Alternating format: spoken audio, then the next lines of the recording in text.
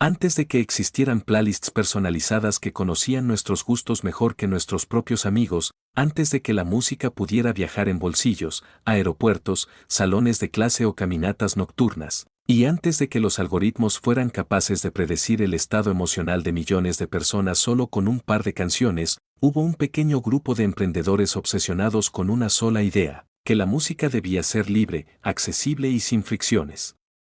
No venían del viejo negocio de la música. No venían de discográficas legendarias, ni de estudios de grabación, ni de la industria del entretenimiento. Venían de startups que apenas sobrevivían, de foros tecnológicos europeos y de una Europa que estaba empezando a comprender el poder económico de Internet.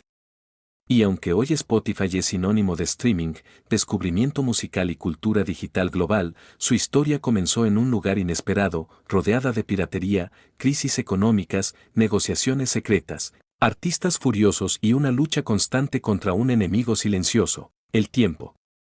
Bienvenido a Marca Detrás, donde descubrimos los orígenes de las marcas que hicieron historia.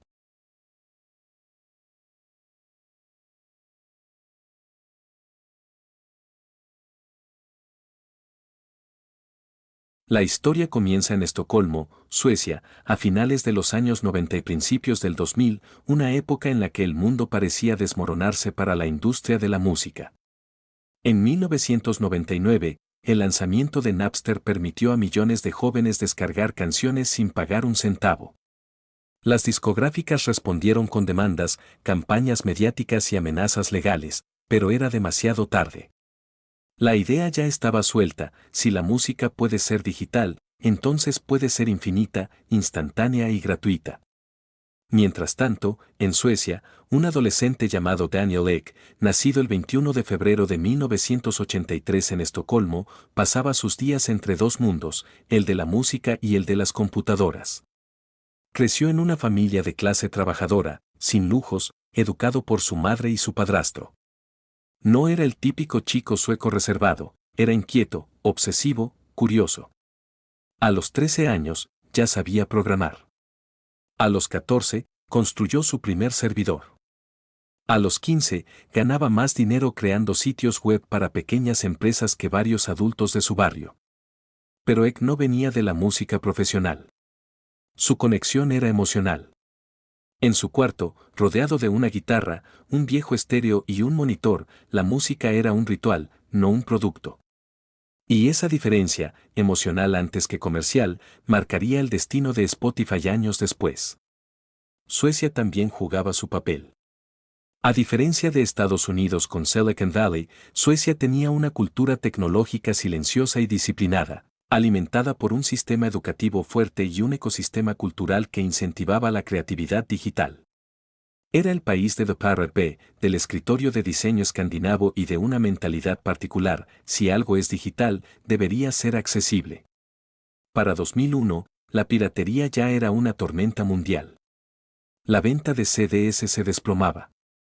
Artistas, promotores y sellos perdían millones. Pero para Daniel Ek, la piratería no era un problema a eliminar, era un problema a entender. ¿Por qué Napster había conquistado al mundo en meses?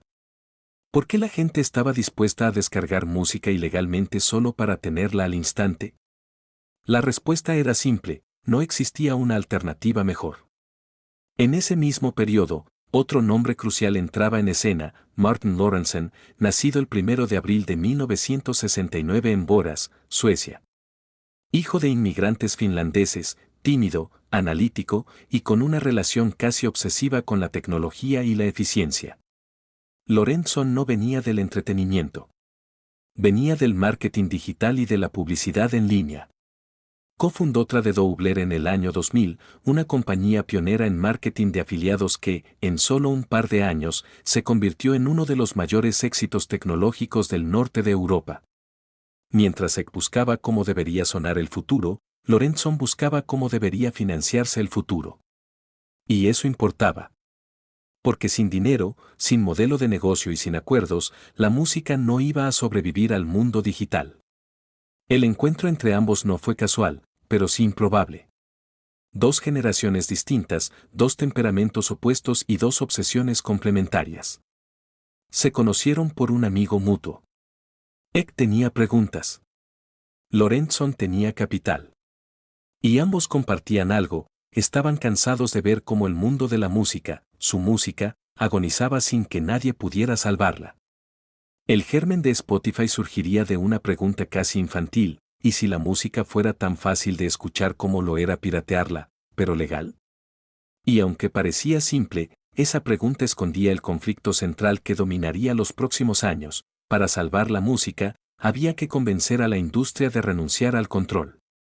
Ese sería el verdadero drama. Y el mundo aún no estaba listo para escucharlo. A principios de los años 2000, el mundo de la música dejó de ser un negocio y se convirtió en un caos. Las ventas físicas, que habían sostenido durante décadas a artistas, productores, distribuidores y ejecutivos, se desplomaban sin un reemplazo claro. En 2001, solo en Estados Unidos, el mercado discográfico cayó un 7%. En 2002, otro 11%. En 2003, un 9% adicional. Las alarmas se encendieron en Tokio, Londres, París, Nueva York y Los Ángeles. Las grandes disqueras, Universal, Warner, Sony, EMI, empezaron a despedir empleados, cancelar contratos y cerrar oficinas. Mientras tanto, Napster, LimeWire, Kazaa y Emule ofrecían algo imposible de competir para la industria: velocidad, catálogo global y cero restricciones. La palabra piratería se volvió insuficiente para describir lo que estaba pasando. No era robo, era transformación cultural.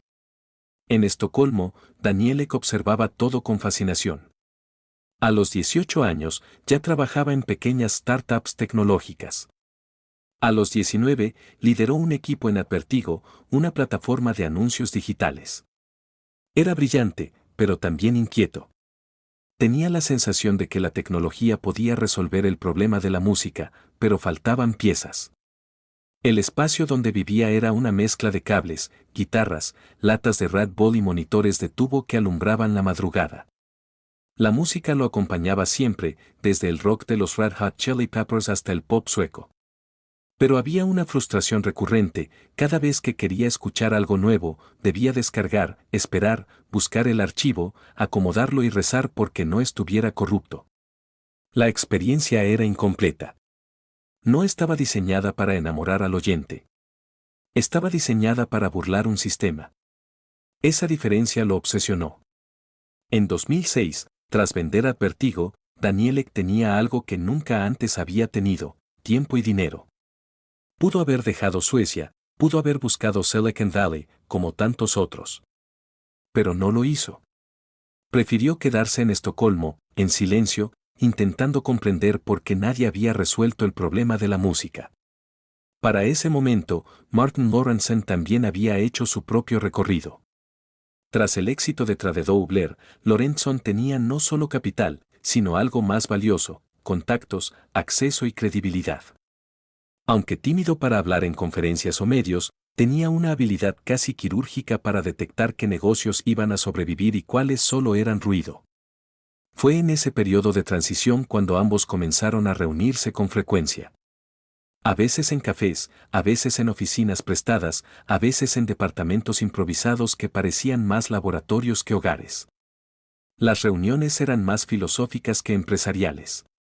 Hablaban del futuro, de Internet, de consumo cultural, del papel del tiempo, del valor de la inmediatez. No buscaban un producto, buscaban un cambio. Y entonces surgió la pregunta que lo inició todo: ¿por qué la música no puede ser instantánea? Napster había demostrado que la gente no quería poseer canciones, quería acceder a ellas. Pero nadie se había atrevido a convertir ese acceso en un producto legal, sostenible y global. La barrera no era tecnológica. Era emocional, económica y política. Las discográficas no confiaban en la tecnología. Temían que cualquier concesión fuera otra grieta en el barco que ya se estaba hundiendo. Pero Eck tenía claridad: si la experiencia de uso era tan fluida que superaba a la piratería, el usuario no tendría razones para robar. El desafío, sin embargo, era casi imposible. Para lograr un streaming instantáneo, se necesitaba una latencia inferior a 200 milisegundos, suficiente para que el cerebro humano sintiera la música local. Nadie en Europa, ni en Silicon Valley, ni en Asia, había logrado eso en escala. Incluso YouTube, nacido en 2005, aún luchaba con cargas lentas y buffers eternos. Ek armó un pequeño equipo en secreto. Ingenieros suecos, programadores jóvenes que no tenían miedo a trabajar 16 horas al día y diseñadores obsesionados con hacer simple lo que siempre había sido complicado.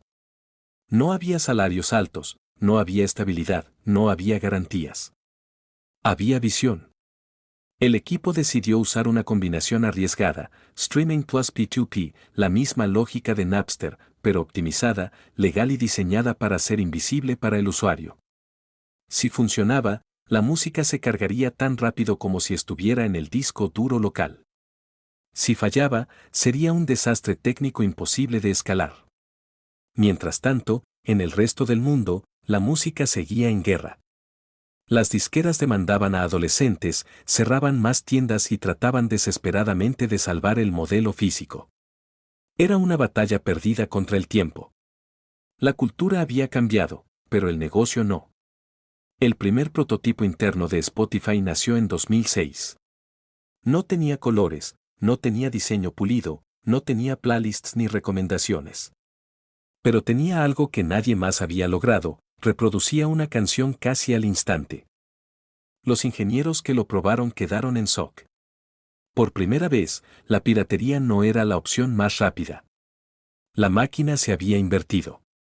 Faltaba solo un detalle: convencer a la industria de dejarlo existir. Y ese sería el verdadero infierno. Para finales de 2006, Spotify ya existía, pero solo en teoría. El prototipo funcionaba, la interfaz era mínima y el audio se cargaba tan rápido que los ingenieros juraban que la música estaba predescargada en alguna parte del sistema. No lo estaba. Era streaming, pero era inmediato. Aún así, el producto era inútil sin el permiso de alguien más poderoso que la tecnología: las disqueras. En aquella época, la industria discográfica era más hermética que Hollywood y más paranoica que Wall Street. Las oficinas de Universal, Sony, Warner y EMI eran fortalezas donde cualquier desconocido que llegara hablando de Internet era considerado una amenaza.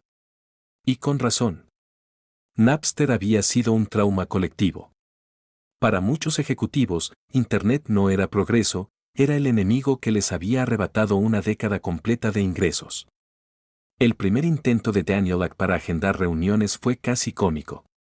Mandaron correos formales, luego informales, luego llamadas, luego favores con intermediarios. Nadie quería escuchar. Para ellos, Suecia no era un centro tecnológico, era el país que le había regalado al mundo Do Pirate Bay. Las dos palabras más odiadas por la industria musical. Pero Ek insistió. Insistió porque sabía algo que ellos todavía no habían entendido: la piratería no existía porque la gente no quisiera pagar, sino porque la experiencia legal era peor. Ese argumento no era romántico ni filosófico, era empresarial. Si la experiencia legal era superior, el mercado se corregiría solo. La primera reunión seria se dio en Londres, en una sala blanca, silenciosa y con ejecutivos que llevaban décadas negociando contratos con artistas, no con programadores. Ek llegó con camisa sencilla, tenis y el aire juvenil de alguien que aún no ha entendido que algunos lugares tienen códigos invisibles. Lorentzon entró detrás, más serio, más reservado, intentando equilibrar la energía del cuarto. Los ejecutivos estaban listos para destruir la idea antes de escucharla. No lo hicieron. Esperaron la demostración. Ek abrió su computadora, escribió el nombre de un artista, presionó Enter y la música comenzó a sonar en menos de medio segundo. Los ejecutivos quedaron en silencio. Ese silencio valía más que cualquier argumento. Porque hasta ese día, la música legal jamás había sido instantánea. Ana iTunes, ni descargas, ni discos, ni plataformas de la época. En un mundo que caminaba hacia la inmediatez, con Google redefiniendo la búsqueda y YouTube redefiniendo el video, la inmediatez del audio era una revolución. Tras el silencio vino la parte difícil: el dinero. ¿Cómo se pagaría a los artistas? ¿Cómo se dividirían regalías? ¿Cómo se garantizaría que esto no fuera otro Napster disfrazado? Y la pregunta principal, ¿cuál sería el modelo de negocio? Eck lo tenía claro desde el principio, un modelo freemium. Parte gratuita con anuncios y parte de pago sin restricciones. Los ejecutivos se escandalizaron. Para ellos, gratis era una mala palabra. Gratis era Napster. Gratis era piratear. Gratis era tumbar la industria. Hubo discusiones tensas. Algunos directivos se levantaron de la mesa. Otros creían que la única salida era volver al pasado. Nadie quería apostar su carrera a un experimento sueco. Las reuniones comenzaron a multiplicarse. Londres, Nueva York, Los Ángeles, Estocolmo, París. Eck y Lorentzon dormían en aeropuertos, en hoteles baratos o en casas de amigos porque casi todo el presupuesto se estaba yendo en abogados y licencias. Spotify no era un proyecto creativo. Era una guerra legal. En Nueva York, durante una cena improvisada, uno de los abogados de la industria planteó el mayor obstáculo, la confianza. No importaba que el producto funcionara ni que la tecnología fuera sólida. Lo que importaba era si Spotify era capaz de devolver la música a un negocio. Y en ese momento, nadie podía asegurar eso. La negociación se extendió meses. Y en esos meses, Eck envejeció una década.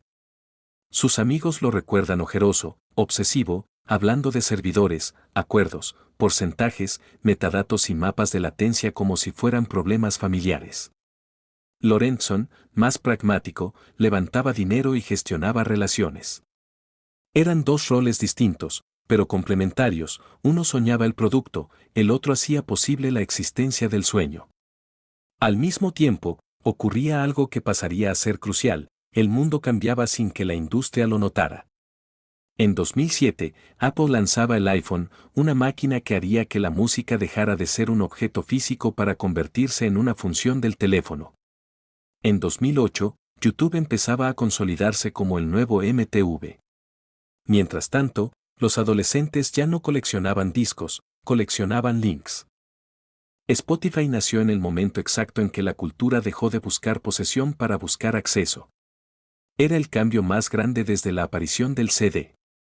Finalmente, en 2008, tras casi 2 años de negociaciones secretas, acuerdos confidenciales, licencias experimentales y cláusulas diseñadas para proteger a todas las partes, el primer lanzamiento oficial se autorizó. Pero no sería global. Ni siquiera europeo. Sería solo para Suecia, y únicamente por invitación. Un debut silencioso, casi clandestino. Un detalle curioso, la invitación no era para generar exclusividad, era para limitar el riesgo. Si algo fallaba, si la tecnología no escalaba, si los pagos no funcionaban, si la industria se arrepentía, todo quedaría dentro de fronteras conocidas. Pero no falló. Los primeros usuarios quedaron desconcertados. ¿Cómo era posible que una canción comenzara a sonar así de rápido? ¿Cómo era posible que no hubiera descargas, ni esperas, ni torrents, ni archivos escondidos en carpetas de Windows? ¿Cómo era posible que esto fuera legal? Spotify no solo funcionaba. Era mejor que la piratería. Y ese simple hecho cambiaría el destino de la música.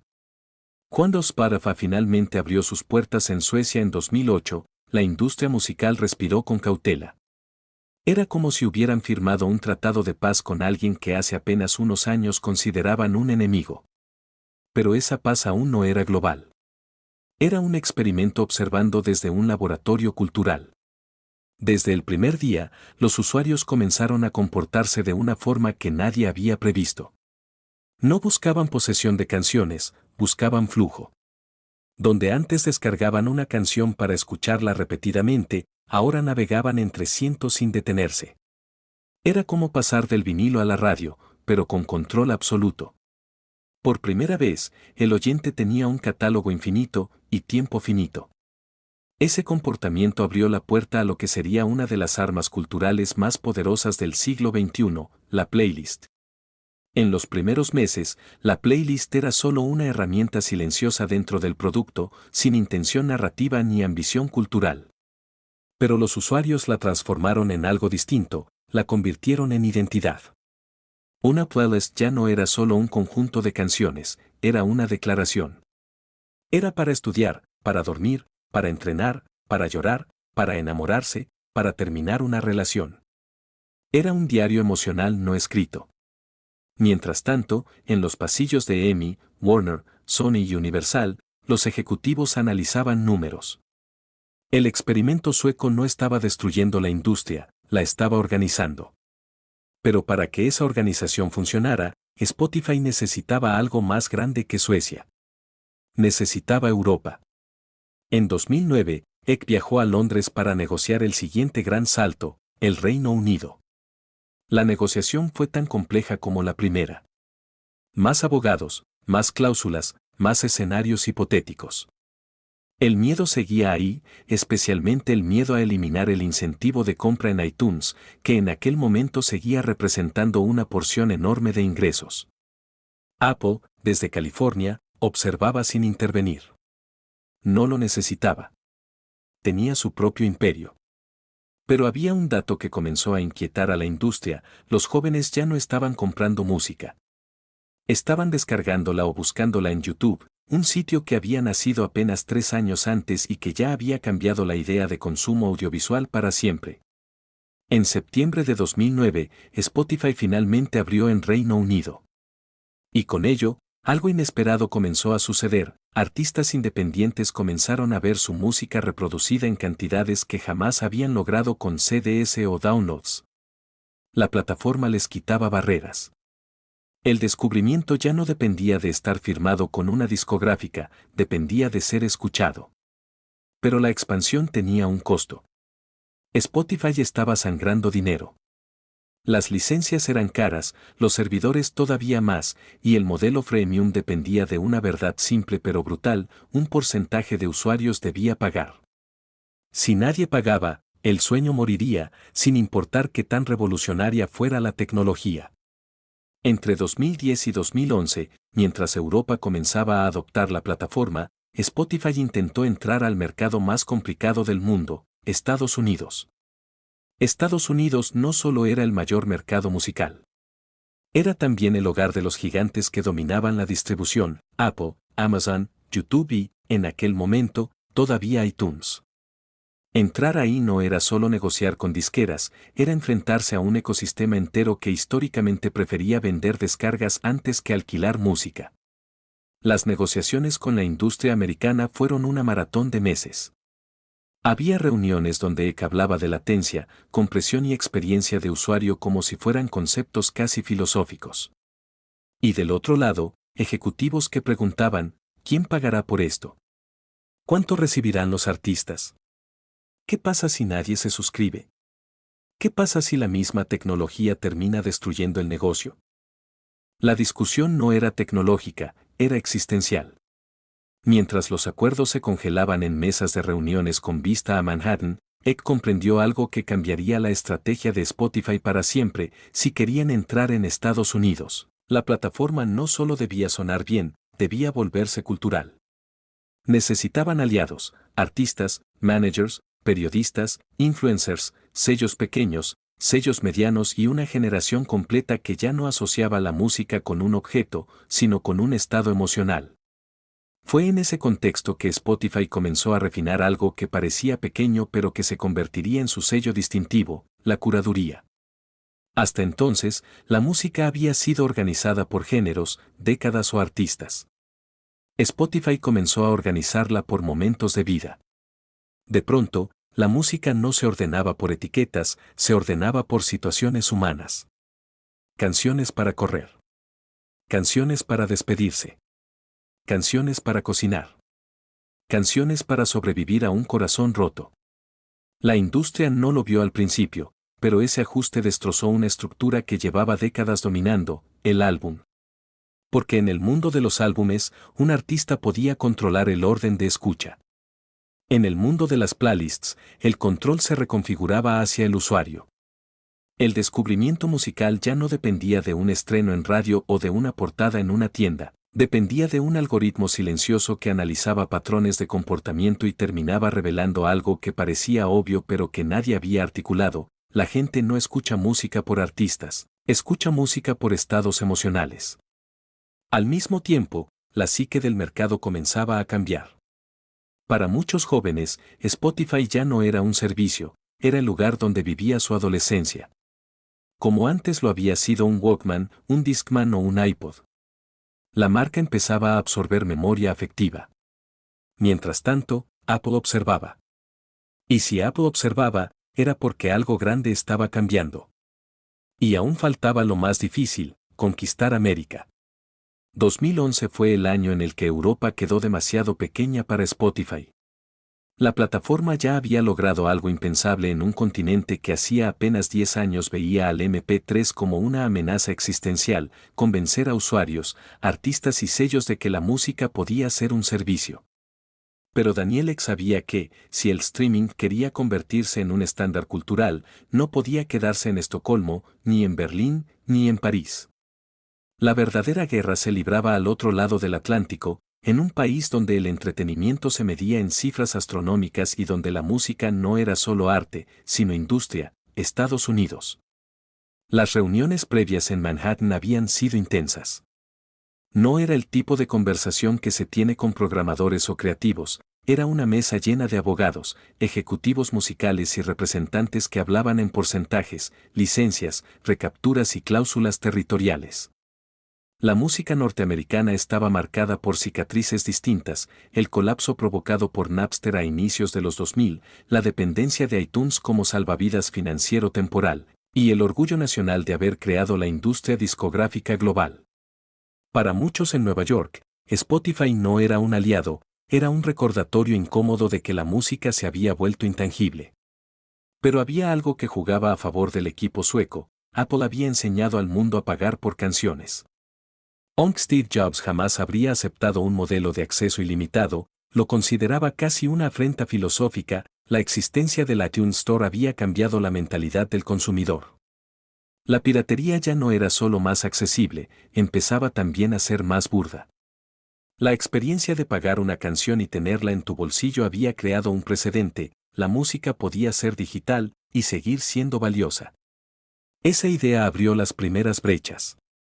Spotify ya no tenía que convencer al mundo de que valía la pena pagar por la música, tenía que convencerlo de que valía la pena pagar por no poseerla.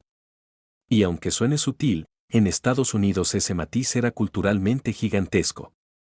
La posesión era una obsesión histórica norteamericana, casas, autos, discos, películas. Spotify proponía lo opuesto, acceso, movilidad, inmediatez. No tenías las canciones, pero estaban ahí cuando las necesitabas. Las negociaciones comenzaron a destrabarse lentamente. Primero llegaron acuerdos parciales con Myers, luego con distribuidoras intermedias y después con grupos editoriales que reclamaban derechos de composición. Estados Unidos no era Suecia, cada canción podía tener entre 5 y 12 partes legales diferentes. Si faltaba una, la pista no podía tocarse. Era un rompecabezas, pero uno que valía la pena armar. La entrada oficial al mercado estadounidense ocurrió en julio de 2011, pero no fue una apertura masiva. Se hizo a través de invitaciones, casi como un club secreto. No era una estrategia de exclusividad, era una estrategia técnica. La expansión tenía que ser gradual para no colapsar servidores ni provocar errores que la prensa estadounidense podría convertir en sentencia. En Silicon Valley, un mal lanzamiento te podía costar la reputación para siempre. Y fue ahí, en Estados Unidos, donde ocurrió un fenómeno inesperado. Spotify dejó de ser una herramienta para geeks musicales y comenzó a convertirse en un objeto cultural. Artistas, periodistas y celebridades empezaron a compartir playlists. De pronto, no solo escuchabas música recomendada por alguien famoso. La plataforma se convirtió en una forma de identidad, un espejo emocional. No importaba si eras un músico indie de Brooklyn o una estrella pop, todos convivían en la misma interfaz. El capital también comenzó a fluir. 2011 fue el año en que fondos estadounidenses como Kleiner Perkins y DST Global entraron con inversiones que daban a entender algo importante: Spotify no era un experimento europeo, era un nuevo modelo económico. Y si Wall Street huele un nuevo modelo económico, no lo deja escapar. Mientras tanto, Eck ya estaba viendo más allá de Nueva York y California. Latinoamérica empezaba a asomar como un territorio complejo pero irresistible. Era una región joven, hiperconectada, atravesada por smartphones baratos y con una cultura musical explosiva. Pero también era un rompecabezas de derechos, economías inestables y modelos de pago distintos. Entrar ahí sería otra batalla, pero no podía postergarse para siempre. La expansión americana estaba en marcha, y con ella surgió un nuevo dilema para Spotify. Ya no se trataba solo de permitir escuchar música. Ahora se trataba de entender qué música escuchaba el mundo, y por qué. Mientras la industria observaba con cautela el crecimiento estadounidense, Daniel Ek ya estaba pensando en el siguiente territorio. Y no era Europa, ni Japón, ni Australia. Era un mercado al que la industria discográfica global siempre había visto con una mezcla de fascinación y miedo: Latinoamérica. Una región donde la música era parte del tejido social, donde el talento brotaba en esquinas, barrios, fiestas y fronteras, pero donde la piratería había sido prácticamente la forma dominante de consumo durante décadas. Para X y su equipo, la pregunta no era si Latinoamérica era importante, la pregunta era si era posible. La expansión comenzó en 2013 con México como el primer país de la región. Sobre el papel tenía sentido. Era uno de los mercados musicales más grandes de habla hispana, con cultura pop transnacional y una generación joven que ya vivía en smartphones Android a bajo costo. Pero había otro detalle silencioso que lo hacía clave: México siempre fue un territorio puente entre Estados Unidos y América Latina, una especie de termómetro para tendencias culturales. Si Spotify funcionaba ahí, el contagio sería natural hacia el sur. El lanzamiento fue un experimento sociológico. A diferencia de Europa o Estados Unidos, en Latinoamérica no todos podían pagar una suscripción, incluso el concepto de tarjeta bancaria no era universal. Por eso el modelo freemium, tan cuestionado en Estados Unidos y tan criticado por artistas, resultó ser la llave mágica en la región. La posibilidad de escuchar música legal, con buena calidad y sin pagar, alteró por completo la percepción cultural de la industria. La piratería ya no era una necesidad, se volvía una preferencia. Y cuando la necesidad desaparece, la cultura cambia. Algo inesperado ocurrió en cuestión de semanas: los usuarios mexicanos comenzaron a construir playlists de géneros que la industria estadounidense no tenía mapeados correctamente. Entre ellos, el regional mexicano, la banda sinaloense, el mariachi contemporáneo y el pop latino mezclado con influencias urbanas. Para Spotify era como encontrar un tesoro de comportamiento cultural. El algoritmo no solo estaba aprendiendo de géneros, sino de identidades. Brasil llegó poco después, y con él un universo totalmente distinto. El funk carioca, la MPB, el sertanejo universitario y el pop brasileño no funcionaban bajo las mismas lógicas que el pop estadounidense o europeo. Aquí la música estaba ligada a festividades, estaciones del año, barrios y estadios. El algoritmo tuvo que aprender portugués, pero también tuvo que aprender una cosa más difícil: cómo suena un país gigante cuando canta al mismo tiempo. El equipo de datos se dio cuenta de algo crucial: Spotify no estaba simplemente distribuyendo música, estaba recolectando información cultural. Saber que escuchaba a alguien a las 7 de la mañana un martes tenía un valor distinto que saber que escuchaba a las 3 de la madrugada un sábado. La música dejaba de ser un archivo, y se convertía en comportamiento. De esa reflexión nació uno de los inventos culturales más poderosos de la década: Discover Weekly. Un playlist que usaba algoritmos, aprendizaje automático y análisis de patrones para construir una selección personalizada cada lunes. No era perfecto, pero lo que ofrecía era casi mágico: el descubrimiento. Algo que la radio había perdido, MTV había desvanecido y los sellos discográficos ya no sabían fabricar. Discover Weekly fue mucho más que un playlist. Fue un acuerdo emocional. Spotify le decía al usuario: te estoy escuchando. Y el usuario sentía que por primera vez la tecnología no solo lo rastreaba, lo entendía. Millones de canciones que jamás hubieran sido transmitidas por radio comenzaron a encontrar audiencia. Era la democratización del catálogo largo, ese gigantesco universo de música que la industria siempre había ignorado por no ser rentable. Al mismo tiempo, los artistas independientes descubrieron un fenómeno nuevo: no necesitaban un contrato discográfico para existir. Bastaba una distribuidora digital, una portada diseñada en Canva y una laptop vieja para lanzar un sencillo al mundo. Por primera vez en 100 años la industria musical ya no dependía de pasillos alfombrados ni de ejecutivos fumando en oficinas de Manhattan. Dependía de playlists. Y los playlists no tenían ego, ni estética, ni favoritismos, solo tenían datos. 2014 y 2015 marcaron el inicio del verdadero punto de no retorno.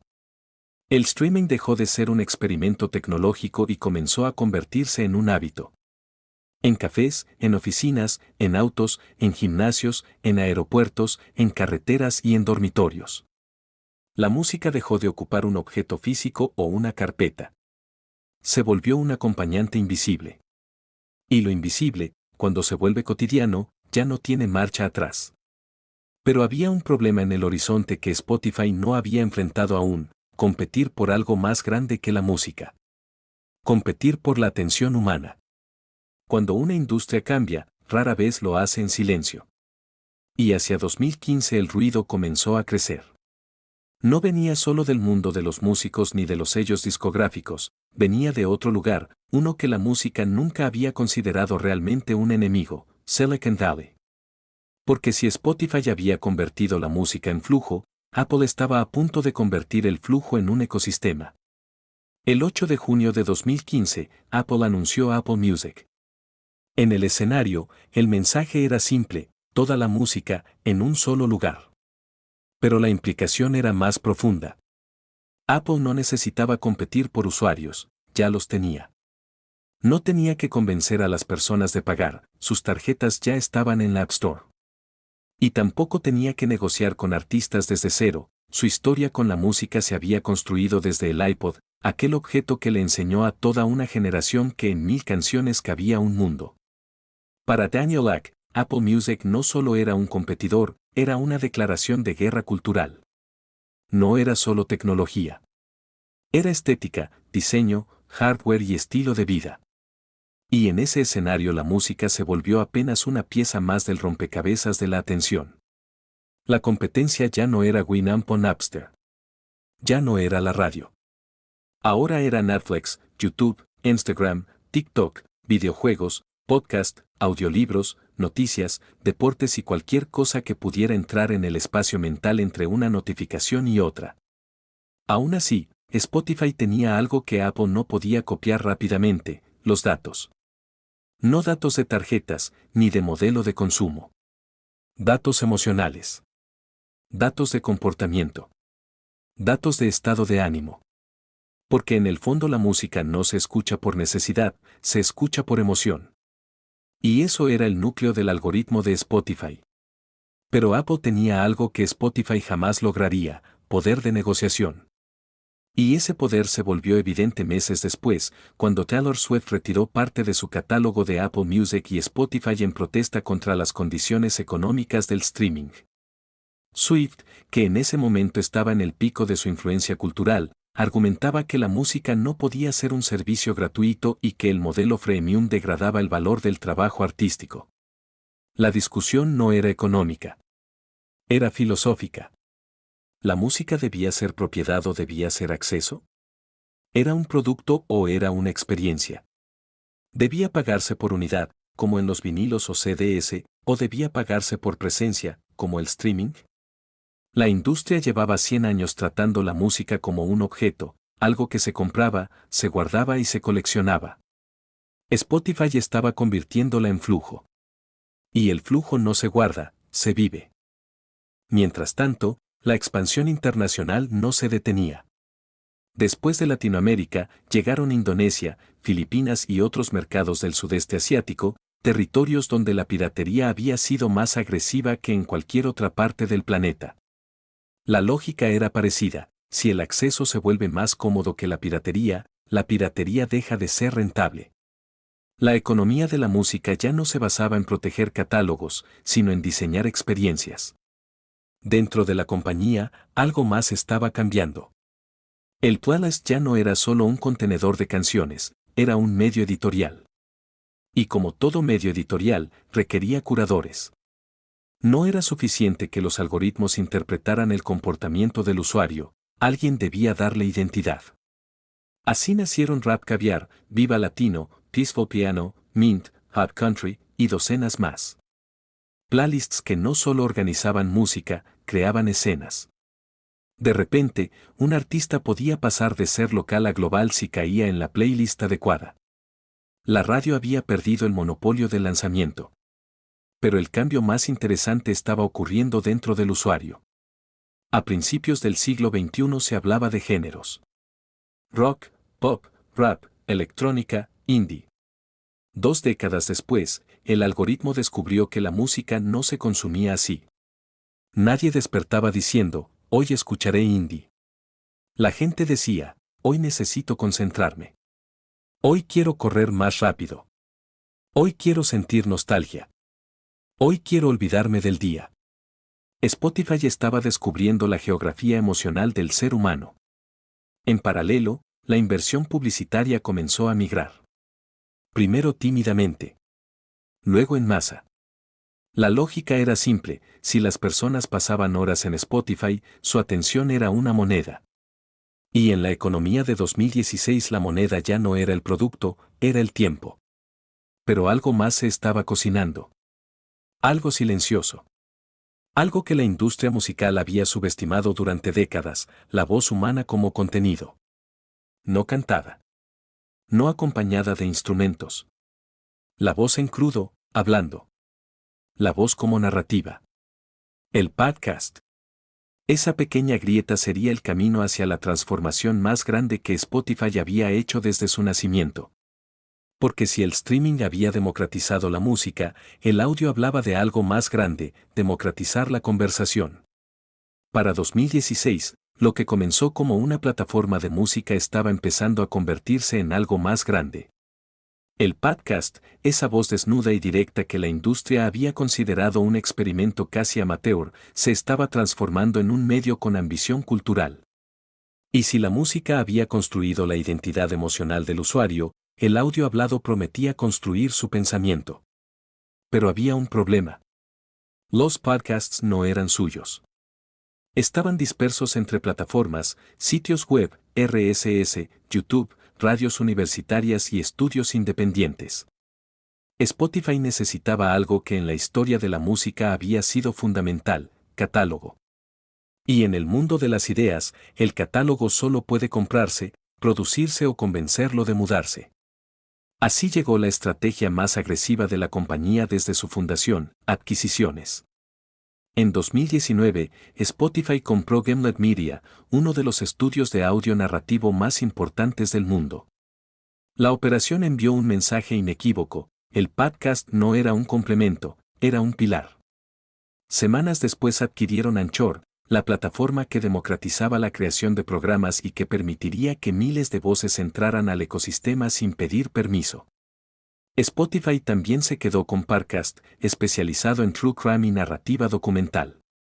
3 adquisiciones que juntas decían algo que la industria tardó en procesar. Spotify no estaba compitiendo solo por usuarios, estaba compitiendo por tiempo.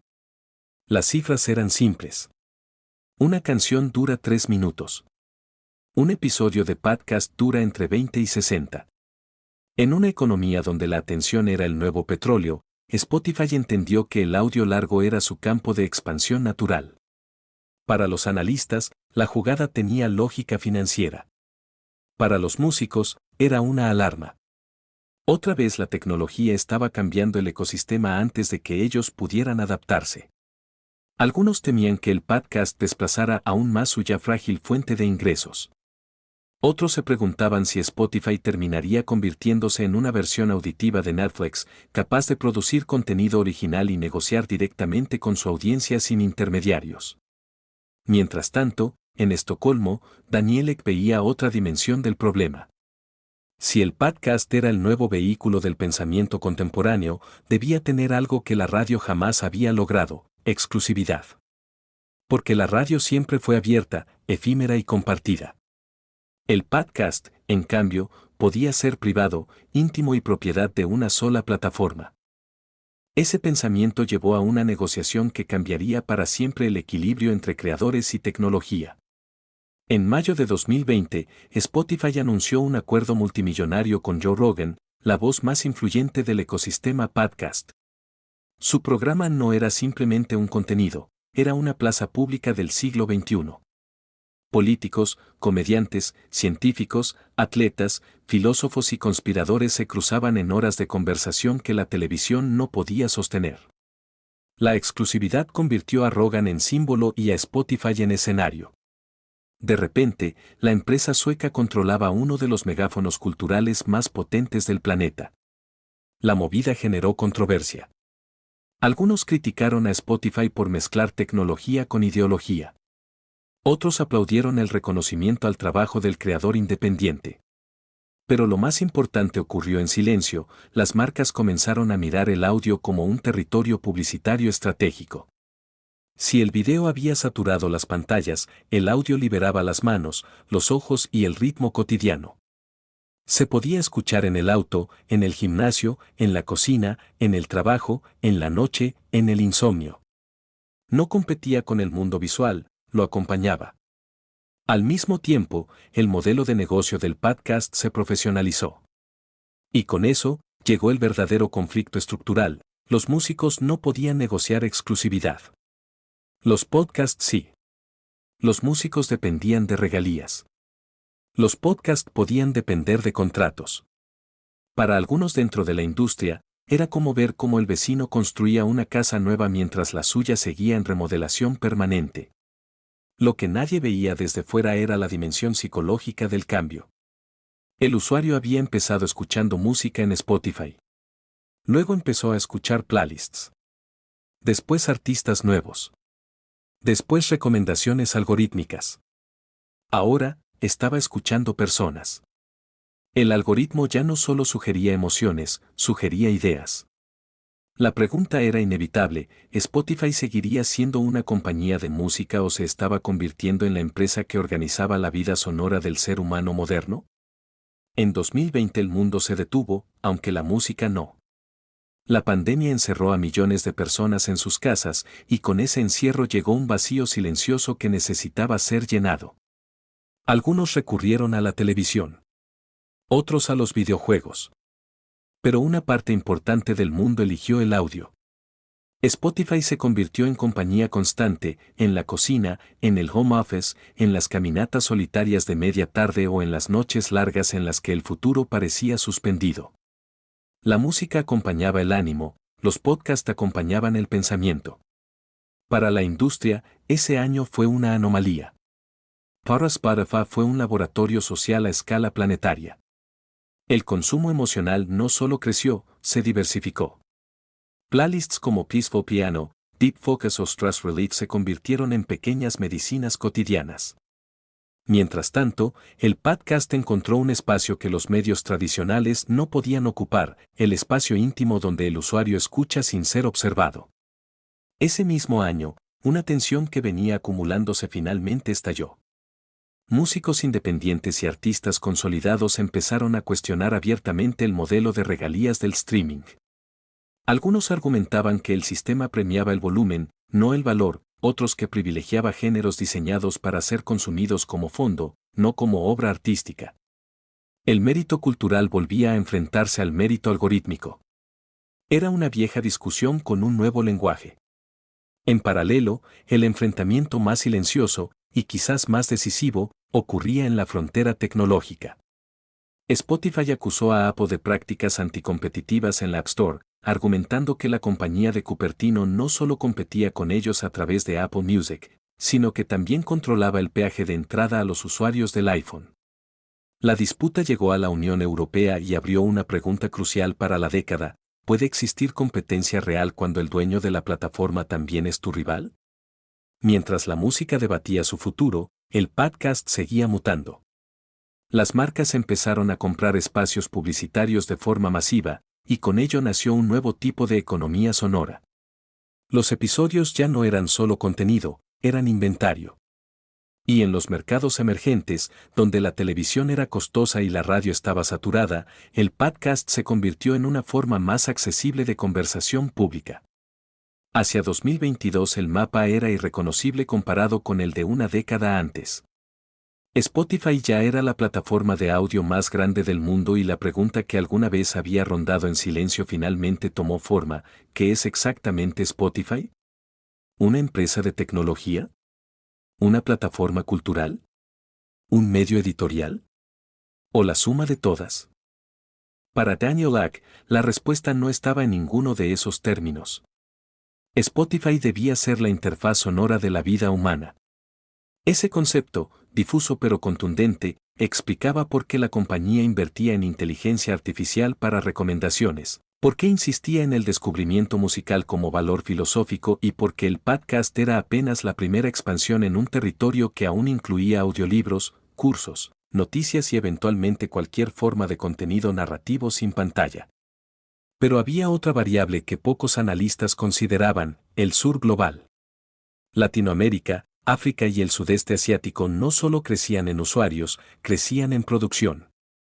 La música ya no viajaba únicamente de Estados Unidos a Europa y de Europa al resto del mundo. Ahora viajaba desde Colombia hacia Corea, desde Nigeria hacia Reino Unido, desde Puerto Rico hacia Japón. El algoritmo había roto la geografía musical del siglo XX. Entre 2022 y 2023 la última pieza del rompecabezas comenzó a encajar.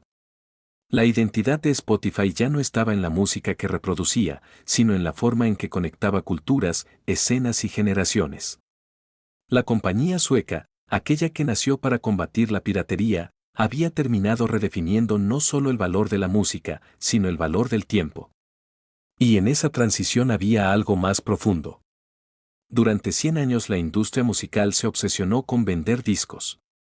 Luego con vender MP3. Después con vender suscripciones. Spotify no buscaba vender objetos ni archivos. Buscaba vender acompañamiento. Una idea que sonaba simple pero que tenía un peso histórico enorme: la música ya no era algo que se compraba, era algo que vivía con nosotros. Para 2023, Spotify había dejado de ser solamente la plataforma donde la gente escuchaba música. Se había convertido en un lenguaje. En una forma de entender el mundo a través del audio. En una especie de cartografía emocional global donde cada usuario visualizaba su año condensado en colores, categorías, minutos escuchados y porcentajes que parecían narrar quién era, quién había sido y quién estaba intentando ser. Ese ritual se llamaba RAT, y aunque comenzó como una herramienta de marketing, terminó como uno de los artefactos culturales más curiosos del siglo XXI, un espejo sonoro. RAT no solo celebraba la música que las personas amaban, sino que exponía algo que la industria nunca había podido medir: los estados de ánimo. Antes, la historia de la música se escribía desde los catálogos, las ventas o los rankings. Con Spotify, se escribía desde la intimidad. Desde la ansiedad. Desde la nostalgia. Desde la disciplina del gimnasio. Desde el insomnio.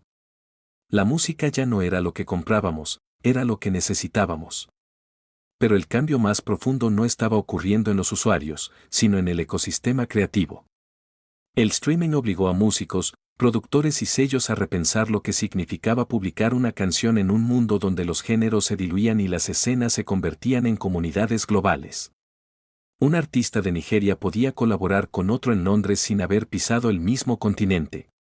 Un productor colombiano podía definir el sonido del pop latino sin haber grabado un disco físico. Los mercados ya no eran territorios políticos, eran territorios emocionales. Mientras tanto, el negocio del audio seguía expandiéndose. Spotify integró audiolibros en 2023, completando la primera versión de lo que Daniel Ek había imaginado una década antes: una plataforma donde la vida no se veía, se escuchaba. La pregunta ya no era si Spotify competía con Apple, Amazon o YouTube. La pregunta era más ambiciosa: ¿con qué compite el audio? Y la respuesta, aunque incómoda, parecía evidente: compite con el silencio. Con el tiempo muerto. Con la mente sin estímulo. Con el espacio entre una pantalla y otra. Ese mismo año, los reguladores europeos empezaron a poner más atención sobre las dinámicas de las plataformas. No solo por Apple, sino por el poder simbólico y cultural que empresas como Spotify habían acumulado sin que nadie lo advirtiera. Porque durante todo el siglo XX la música había sido industria, arte y símbolo nacional. En el XXI se había convertido en infraestructura. Eso significaba que la pregunta ya no era cómo se consumía, sino quién controlaba las llaves del acceso. Sin embargo, el verdadero legado de Spotify difícilmente puede medirse desde los tribunales o los balances. Para entenderlo hay que regresar al origen. En 2006, cuando el sueño apenas era una idea en la cabeza de Daniel Ek, Europa estaba perdiendo la guerra contra la piratería. La música se estaba desvaneciendo como modelo de negocio y la industria no tenía respuestas. Spotify fue una de las primeras plataformas que no intentó proteger la música, intentó hacerla inevitable. Si el acceso era más cómodo que el robo dejaría de ser atractivo. 17 años después, el resultado era innegable. La música seguía viva. Quizá más viva que nunca. Las discográficas, que alguna vez temieron al streaming, ahora dependían de él. Los artistas, que alguna vez desconfiaron de su algoritmo, ahora lo utilizaban como brújula.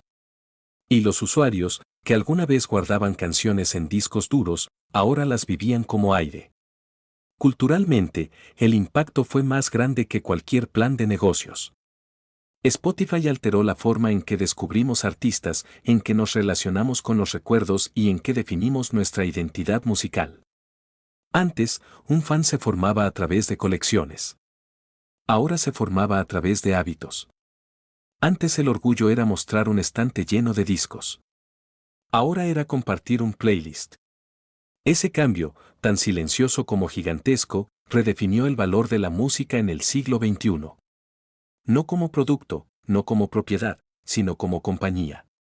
Como algo que nos sostiene mientras manejamos, trabajamos, estudiamos, cocinamos, viajamos, lloramos o simplemente intentamos sobrevivir al ritmo de un mundo acelerado. La pregunta que queda abierta, y que quizá tarde otra década en responderse, es qué significa realmente escuchar en una era donde casi nada se escucha en silencio. Si el streaming salvó la música de la piratería, ahora enfrenta un desafío distinto, salvarla de la distracción. Pero tal vez ese sea el destino natural de toda tecnología cultural. Primero rescata. Luego transforma. Finalmente redefine. Y si algo enseñó la historia de Spotify es que la revolución del audio no comenzó con un genio en Silicon Valley ni con una multinacional americana. Comenzó en un departamento de Estocolmo, con un joven obsesionado con la idea de que la música debía ser tan accesible como abrir un grifo y que el usuario debía pagar no por poseerla, sino por vivirla. Una idea que parecía absurda, impráctica y poco rentable, pero que terminó cambiando la forma en que una generación entera entiende el sonido. Y así, una idea que nació en un pequeño apartamento de Estocolmo, en medio de una industria musical que se desmoronaba por la piratería, impulsada por visionarios y programadores que creían que el acceso era más valioso que la propiedad, terminó convirtiéndose en la plataforma que rescató a la música y la puso en el bolsillo de todo el mundo. Spotify no solo cambió la forma en que escuchamos canciones, transformó nuestra relación con el ritmo, democratizó el descubrimiento de nuevos artistas y creó la banda sonora personalizada para cada momento de nuestras vidas. Si te gustó esta historia y quieres descubrir los orígenes de más marcas que hicieron historia, no olvides suscribirte a Marca Detrás, dejar tu like y activar las notificaciones. Porque detrás de cada gran marca, siempre hay una historia que merece ser contada.